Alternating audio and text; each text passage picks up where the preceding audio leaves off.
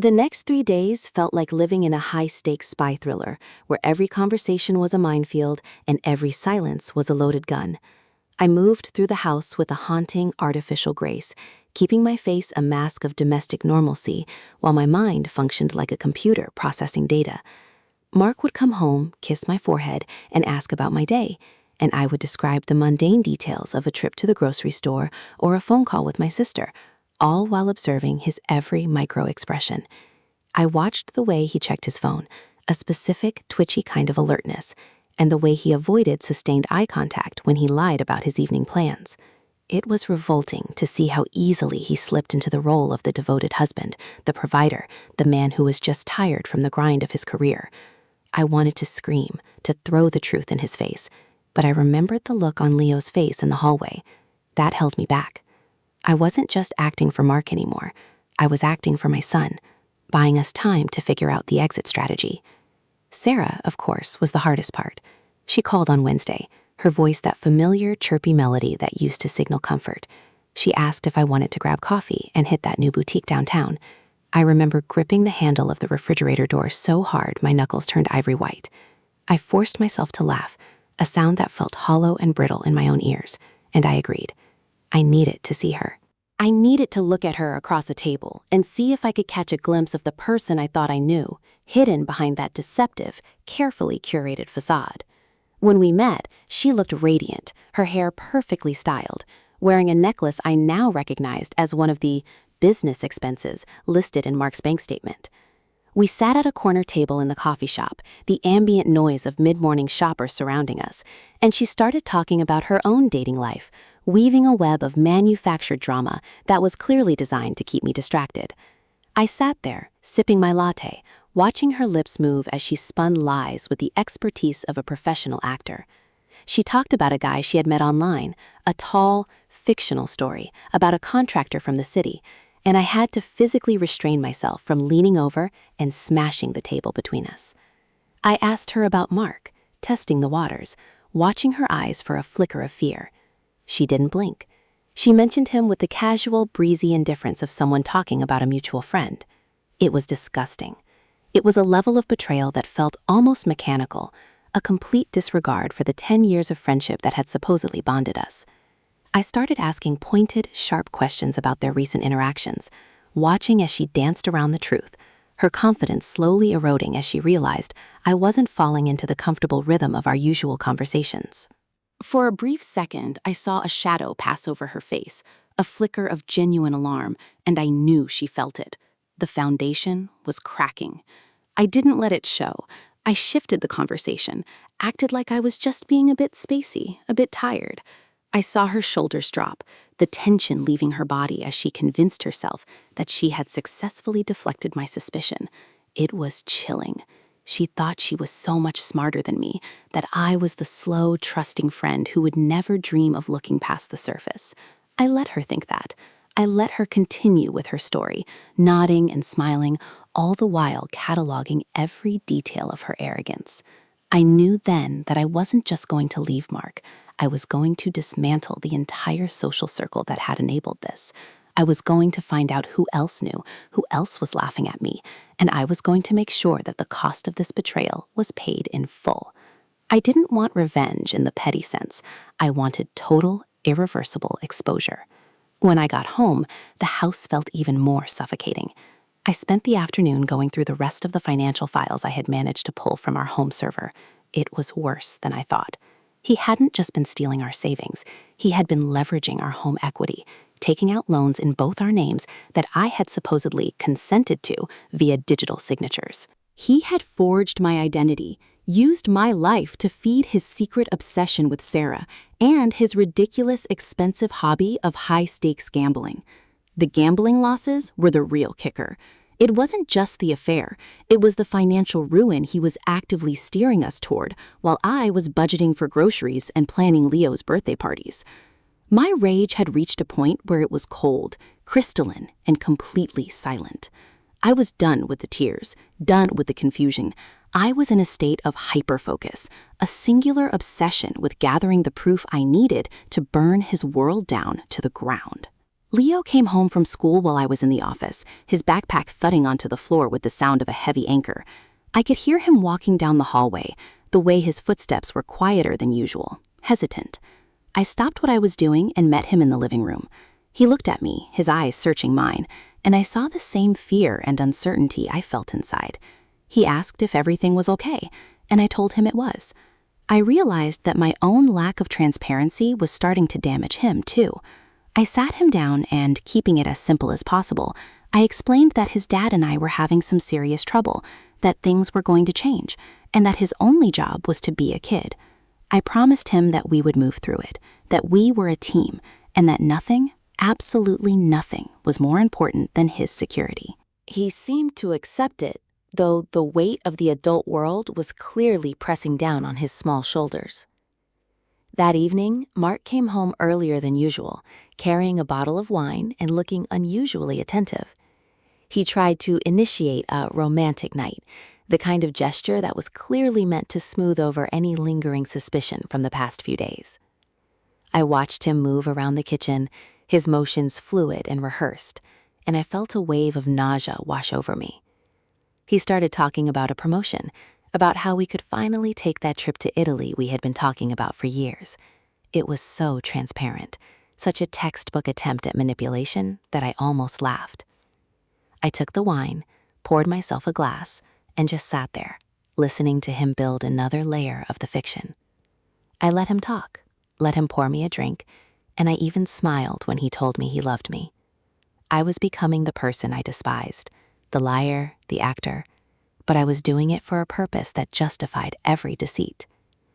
I needed him to think he was winning. I needed him to feel safe until the very moment he lost everything.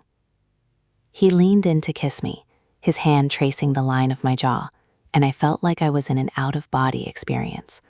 I was looking down at us from the ceiling, seeing this pathetic, broken tableau of a marriage that was already dead. I closed my eyes and let him believe I was reciprocating. I thought about the files, about the evidence, about the lawyers I had secretly contacted during my lunch breaks. I had an appointment for the following morning, a private meeting with a top-tier firm that specialized in high-asset divorces and fraud. I had everything ready, the bank statements, the forged documents, the timestamps of the affair. I was going to walk into that office and hand over the ammunition that would destroy Mark's life, and he would never see it coming. He wouldn't even know what hit him until the subpoenas arrived and the assets were frozen. It was a cruel plan, but I was past the point of mercy. I went to bed early, leaving Mark downstairs in the den. I could hear the muted sound of the television, the occasional clink of his glass. I lay there in the dark, my heart beating in a steady, rhythmic cadence. I was no longer afraid of the night. The silence didn't feel heavy anymore. It felt like a blank canvas. I was going to be the architect of my own liberation. I thought about what my life would look like in a few months. No more lies, no more secrets, no more living in the shadow of someone else's betrayal. I would be on my own, yes, but I would be free. I would have Leo, and we would be safe. I closed my eyes, and for the first time since the knock on the door, I felt a faint flicker of hope. It wasn't the warm, fuzzy kind of hope, but the cold, hard, tempered steel kind of hope that comes when you finally accept that the worst has happened and you have survived. In the middle of the night, I woke up to the sound of someone moving in the hallway. I didn't reach for Mark. I reached for my phone, checking the security app I had installed to monitor the perimeter of the house. There was someone by the front door. I sat up, my breath hitching in my throat. I looked at the grainy night vision feed and saw a car parked at the end of our driveway. It wasn't Mark's car. It was a smaller, silver sedan I had seen once or twice parked outside Sarah's apartment. My heart hammered against my ribs. I got out of bed, moving as silently as a shadow, and walked to the window. The person walking toward our front door was unmistakable. It was Sarah. At 3 a.m, she was coming to my house, to the place where she was supposed to be a guest, to see my husband. The audacity was so extreme it was almost breathtaking. I watched her approach, a small, dark figure in the moonlight, and I felt the last of my hesitation evaporate into the cool night air. I didn't wait for her to knock. I didn't wait for Mark to hear the door. I walked to the bedroom door, opened it, and stood in the hallway as she reached the porch. I heard the muffled sound of her ringing the doorbell, a frantic, persistent sound that echoed through the house. I heard Mark scrambling up from the couch, his voice low and urgent as he moved toward the entrance. I stood there, wrapped in my robe, and waited for the collision. I felt like a conductor at the beginning of a symphony, ready to cue the final, devastating movement. The door opened, a sliver of light spilling out onto the porch, and I heard Sarah's voice, sharp and panicked, whispered into the night. She didn't know I was watching. She didn't know that every single move she had made over the last few days had been observed, cataloged, and added to the pile of evidence that was going to ruin her. I stood in the darkness, unseen, and watched the chaos start to unfold. Mark was whispering to her, trying to keep her quiet, his body language tense and frantic. I watched as he pulled her inside, the door clicking shut behind them, effectively locking me into the same space as the two people who had destroyed my life. I didn't move. I stayed in the shadows, listening to their conversation, their voices muffled but clear enough. They were arguing. Sarah was frantic, talking about some leak she had discovered, something about a digital trail she thought she had covered but hadn't. She was unraveling, the cool, collected exterior I had seen at the coffee shop completely gone. She was scared. She was terrified that the truth was coming out, and she had come here to make sure Mark had hidden his tracks. I felt a surge of grim satisfaction. They were panicking, and in their panic, they were making mistakes. They were leaving footprints all over the scene of the crime. I heard Mark trying to calm her down, his voice smooth and condescending, the same voice he used to lie to me. He was telling her it was all fine, that I didn't suspect a thing, that I was too busy with Leo in the house to notice the shifting tectonic plates of our reality. It was all I could do not to walk down those stairs and confront them right then and there. But I didn't. I stayed quiet, gathering more, hearing the specific details of their financial schemes, the names of the accounts, the locations of the secret storage units where they kept the physical evidence of their life together. I was getting everything I needed. They were gift wrapping their own destruction, and all I had to do was stand there and listen. I felt a cold, sharp clarity, a sense of purpose that surpassed anything I had ever felt before. I was going to finish this. I was going to see it through to the end. The silence that followed their argument was heavy, punctuated only by the low murmur of their voices as they moved toward the kitchen. They weren't just here to talk. They were looking for something. They were searching for the files, for the evidence that I had already moved to the secure, encrypted space they would never find. I stood there in the dark, watching them on my security feed, seeing them rip through drawers and search the office. They were terrified. They knew something was wrong, even if they didn't know exactly what. They were flailing in the dark, and it was the most beautiful thing I had ever seen. I turned away from the screen, back to my bedroom, and locked the door behind me. I wasn't done yet, but I was prepared for whatever was coming next. I had the upper hand, and for the first time, I felt like the person in control of my own story. I stood in my bedroom, the heavy oak door locked, listening to the muffled sounds of my life being dismantled by the two people who had sat at my dinner table, broken bread with me, and toasted to our future. They were tearing through the study downstairs. I could hear the sharp sliding of desk drawers being yanked out, the rhythmic tapping of keyboard keys, and the frantic, hushed whispers of panic. It was a symphony of desperation. Every second they spent in there, believing they were hunting down evidence I had already secured, was another nail in their collective coffin. I didn't feel fear anymore. That emotion had been burned out of me days ago. Instead, I felt a clinical, almost cold detachment.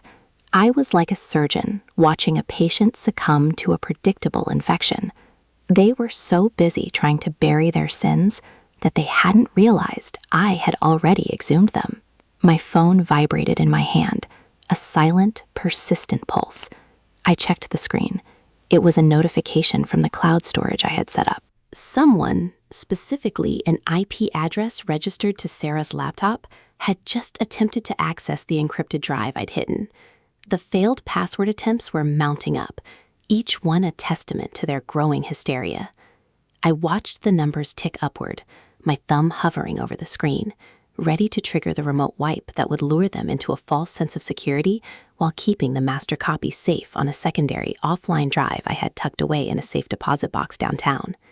I was playing a game of chess, and they were still trying to figure out if we were playing checkers.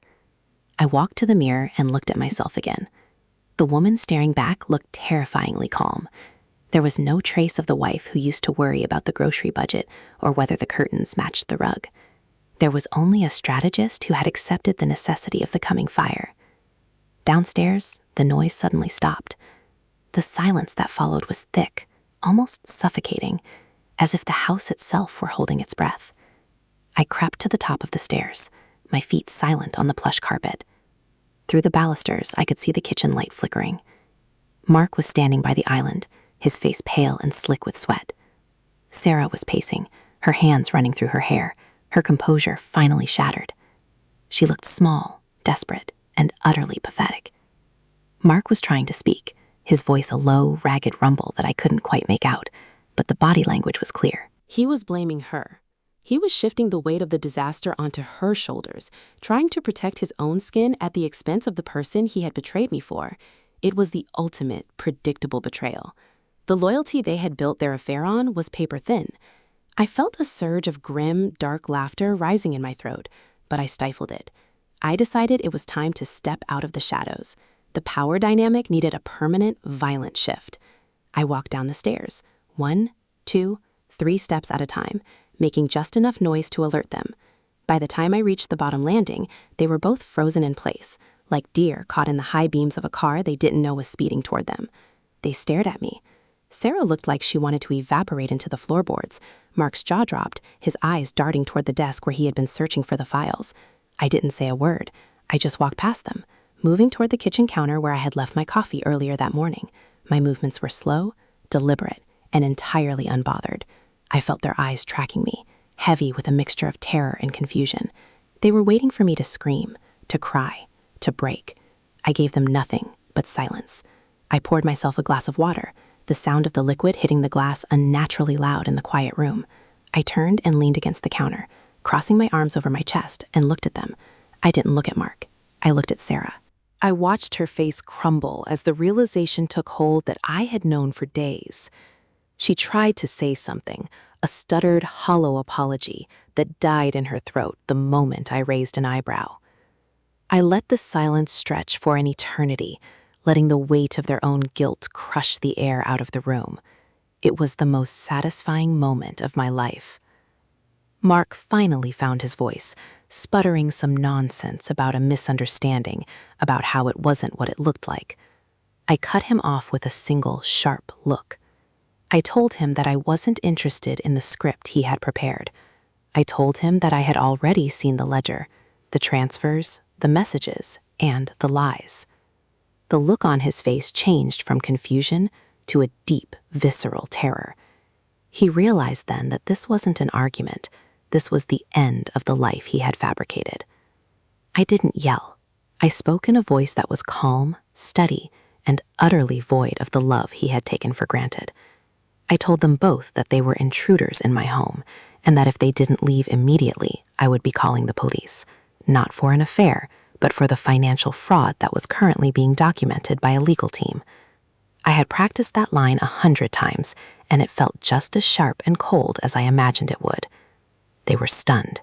They had built a reality where I was the weak, oblivious victim, and the destruction of that narrative left them completely without a defense. Sarah looked at Mark, looking for some kind of strength, but he was staring at the floor, his entire facade finally collapsing under the weight of his own hubris. They left. It was that simple. After all the complex, winding paths of their betrayal, they scurried out the door like rats fleeing a sinking ship, terrified of the legal fire I had prepared to rain down on them. I watched them go through the window, saw them get into their cars and peel away from the curb. The house was empty. The silence that filled the space was no longer a cage. It was a sanctuary. I walked back to the kitchen, feeling a strange, hollow lightness in my chest. I sat down at the island and finally let the adrenaline subside. I knew they would try to talk, try to fix it, try to mitigate the damage. I knew they would think of ways to spin this back in their favor. but they didn't understand the level of detail I had captured. I had every receipt, every location tag, every digital footprint. They were not just finished, they were exposed. I didn't sleep that night. Instead, I moved through the house with a sense of finality. I gathered the rest of the physical remnants of the last 10 years, the albums, the trinkets, the cards, and packed them into boxes that I knew would never be opened again. I was scrubbing the history of Mark from the walls, one room at a time. It was a cleansing ritual. Every item I discarded felt like a piece of the weight being lifted from my shoulders. I felt stronger, more capable than I had ever felt in my life. I realized that the betrayal wasn't the tragedy. The tragedy was the 10 years I had spent believing that I needed this life to be whole. I was whole on my own. I had Leo to think about, yes, but for the first time, I felt like I was the mother he needed, the one who was fierce, independent, and capable of protecting him from the kind of people his father was. As the sun began to rise on the next morning, the sky turning a soft, bruised purple, I found myself sitting on the back deck, overlooking the yard. The world was waking up, oblivious to the fact that one woman's life had been completely rebuilt overnight. I felt a sense of profound clarity. I had to face the legal reality now. I had to prepare for the fallout, for the lawyers, for the public exposure of everything that had happened. It was going to be a long, ugly road, but I wasn't afraid. I had the truth, and in the end, the truth is the only weapon that really matters. I looked out at the trees, the dew glistening on the grass, and I realized that I was ready for whatever came next. I had survived the knock on the door, the revelation in the hallway, and the confrontation in the kitchen. I was standing, and that in itself was a victory. My phone chimed, a notification from my attorney. It was a draft of the filing for divorce, detailing the claims of financial abuse and marital infidelity. I read through the lines, the legalese cold and impersonal, and felt nothing but a sense of profound relief. Everything was recorded, everything was accounted for, and everything was about to be put on the public record.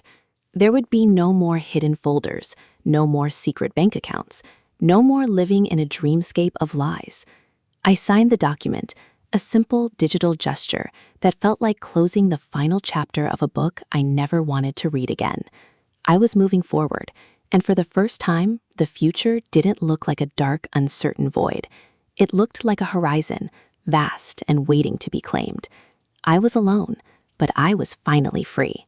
And as the first rays of the sun hit the grass, I realized that I was looking forward to the next part of my life, the part where I didn't have to apologize for existing. The legal machinery began to churn with a quiet, efficient brutality that I found deeply satisfying.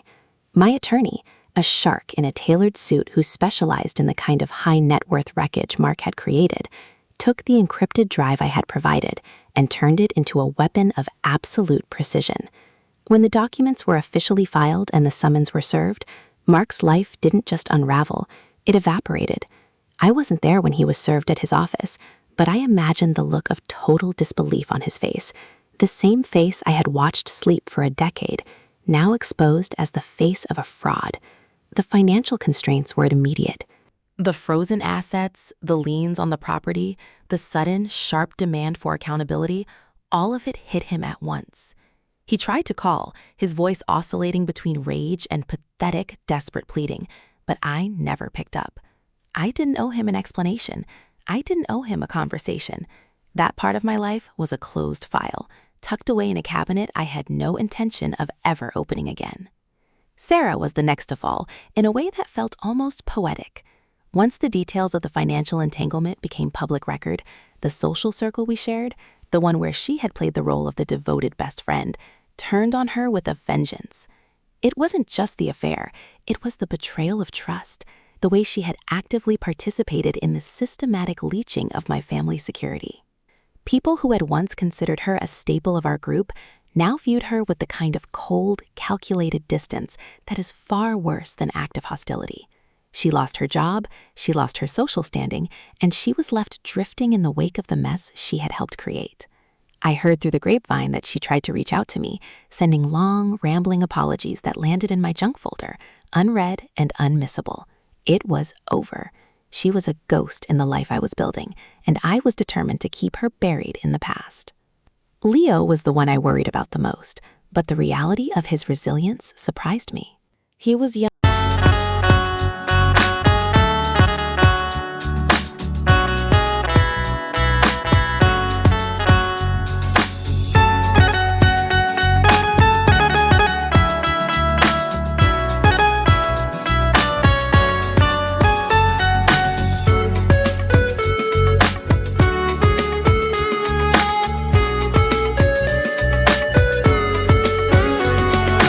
যে যাবার সে যাবে চলে, তারে নিয়া ভাইবো না, তারে নিয়া ভাবলেই বাড়বে কষ্ট যন্ত্রণা।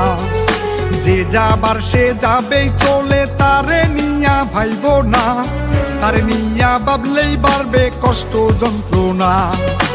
এত ভালোবাসার পরেও পাইলাম না তার মন, আমারে সারিয়া বেইমান ধরছে আরেকজন।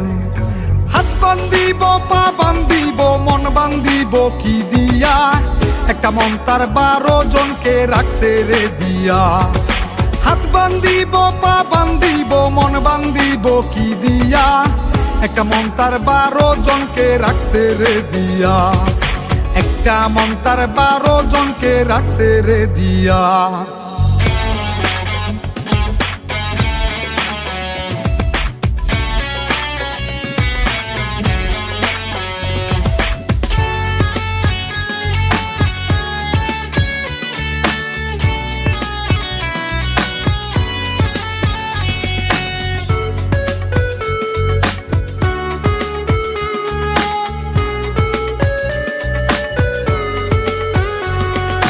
যাকে তাকে দেখে তাহার লেগে যায় রে ভালা, মুখে তাহার মধু অন্তর বিষেতে ভরা।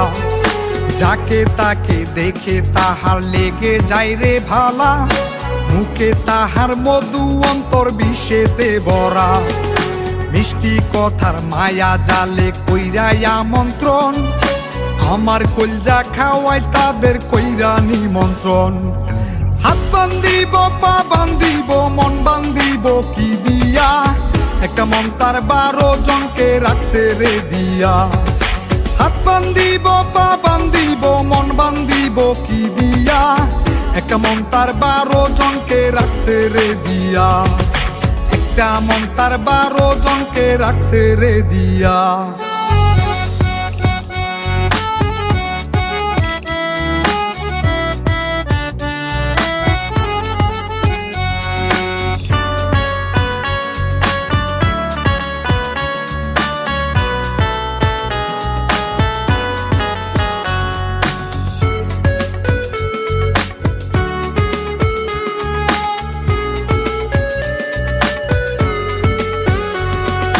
বারো ঘাটের পানি যাহার খাইয়াই অবস্থ, এক ঘাটেতে সে কিভাবে থাকবে রে অস্ত। 12 ঘাটের পানি যাহার খাইয়াই অবস্থ, এক ঘাটেতে সে কিভাবে থাকবে রে অস্ত। তাহার কাছে ভালোবাসার নাই রে কোনো দাম, আমার মনটা ভাঙ্গা বেইমান করলো রে খান খান। হাত বান্ধিব, পা বান্ধিব, মন বান্ধিব কি দিয়া, একটা মন তার 12 জনকে রাখছে রে দিয়া। হাত বান্ধিব, পা বান্ধিব, মন বান্ধিব কি দিয়া, একটা মন তার 12 জনকে রাখছে রে দিয়া। একটা মন তার 12 জনকে রাখছে রে দিয়া। যে যাবার সে চলে যাবে, তারে নিয়া ভাইব না, তারে নিয়া ভাবলেই বাড়বে কষ্ট যন্ত্রণা। যে যাবার সে চলে যাবে, তারে নিয়া ভাইব না, তারে নিয়া ভাবলেই বাড়বে কষ্ট যন্ত্রণা। এত ভালোবাসার পরেও পাইলাম না তার মন, আমারে সারিয়া বেইমান ধরছে আরেকজন। হাত বান্ধিব, পা বান্ধিব, মন বান্ধিব কি দিয়া, একটা মন তার 12 জনকে রাখছে রে দিয়া। হাত বান্ধিব, পা বান্ধিব, মন বান্ধিব কি দিয়া, একটা মন তার 12 জনকে রাখছে রে দিয়া। একটা মন তার 12 জনকে রাখছে রে দিয়া।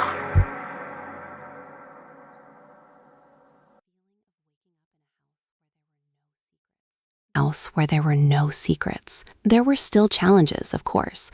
Adjusting to a single-income household, navigating the complexities of co-parenting from a distance, and dealing with the occasional lingering sting of memory. But these were normal challenges, the kind that were part of life, not the kind that were born of malice and deceit. I felt equipped to handle them. I had learned that the most important thing I possessed was my own sense of self, and that was something I would never, ever trade again. I was no longer looking for validation from outside sources. I was looking for satisfaction from within. I had found it, and it was better than I could have ever imagined. The betrayal had nearly destroyed me, but it had also, in a strange and painful way, forced me to become the person I was always meant to be. I sat on the front porch one evening, watching the sun dip below the horizon, painting the sky in shades of gold and violet. I felt a sense of profound gratitude. I had survived the fire, and I had walked out of the ashes with everything that mattered intact. The life I had built was not perfect, but it was mine. It was real, it was honest, and it was entirely, unapologetically my own. I looked at the house, the light spilling out from the windows, and I knew that this was where I belonged. I wasn't waiting for anything anymore. I wasn't looking for a savior or a partner to define my worth. I was my own anchor. And as the stars began to appear in the velvet sky, I felt a deep, abiding sense of peace. I was ready for whatever came next, confident in the knowledge that no matter what life threw at me, I had the strength to face it, to survive it, and to thrive in the face of it all. I was home.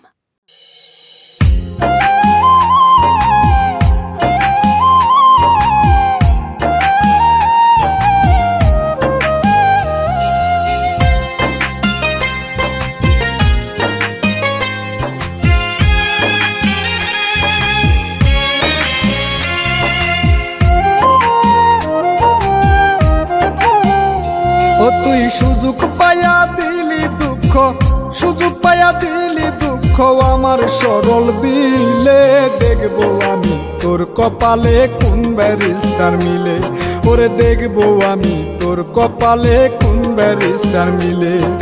সুযোগ পায়া দিলি দুঃখ, সুযোগ পায়া দিলি দুঃখ আমার সরল দিলে, দেখবো আমি তোর কপালে কোন ব্যারিস্টার মিলে, ওরে দেখবো আমি তোর কপালে কোন ব্যারিস্টার মিলে।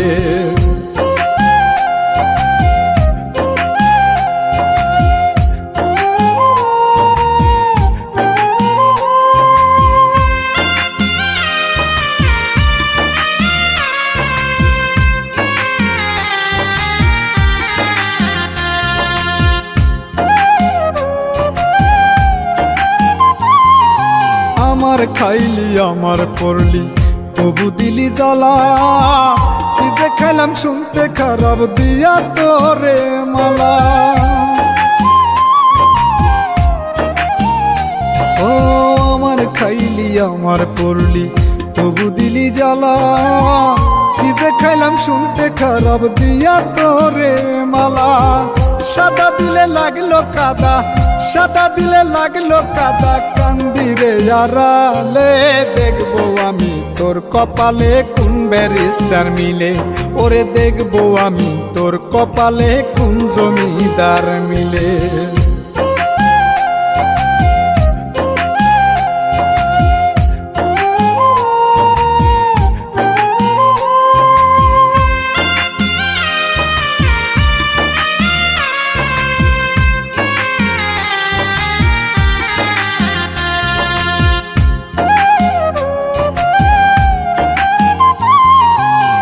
জানি তো হবে এমন, জানতাম যদি আগে, তবে কি আর প্রাণ থাকিতে তোরে মায়া লাগে।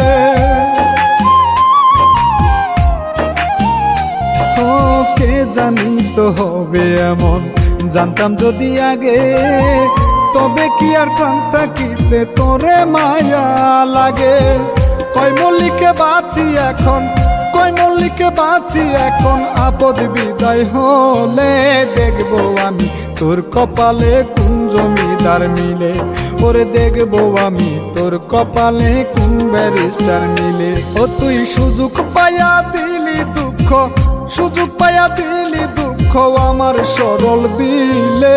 দেখবো আমি তোর কপালে কোন ব্যারিস্টার মিলে। ওরে দেখবো আমি তোর কপালে কোন ব্যারিস্টার মিলে। সুযোগ পাইয়া দিলি দুঃখ, সুযোগ পাইয়া দিলি দুঃখ আমার সরল দিলে। দেখবো আমি তোর কপালে কোন ব্যারিস্টার মিলে। ওরে দেখবো আমি তোর কপালে কোন ব্যারিস্টার মিলে।